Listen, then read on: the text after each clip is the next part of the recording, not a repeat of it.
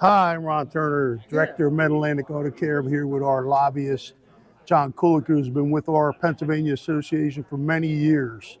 So John and I work together looking at legislative issues that come across our desk every day and try to put a plan together to see how we can work with legislators to understand our situation and why we think legislative issues ought to be looked at by our industry. So my role as a lobbyist is I spend 95% of my time in the state capitol building in Harrisburg, which of course is where the state house and the state senate and the governor and all the agencies that impact ultimately on your businesses meet and make decisions. Between Ron and I, our role is to basically build relationships with legislators, with the key decision makers that have oversight over the various issues that affect you, like the safety, emissions inspection, business issues that involve, small business.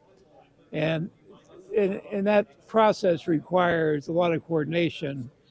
But really what is critical is building relationships between our members and the legislators. And one of the primary ways of doing that is either meetings of legislators with our chapters, or setting up individual meetings with groups of our members with legislators in a coordinated fashion. And as Ron said, the key is you never know what issues are going to pop up. You have to constantly monitor what the currents are in Harrisburg, that people would ultimately come up with ideas that could either hurt us or help us. So our biggest challenge is trying to get shop owners to visit us at a legislative office and talk about an issue. In a lot of cases, we'll have a lot of background, a lot of information on what we should talk about. And it's great when they come along because they're in the district of the legislator. Legislator listens to them and understands situations that come up to affect their business. So, we need members and non-members who engage in this.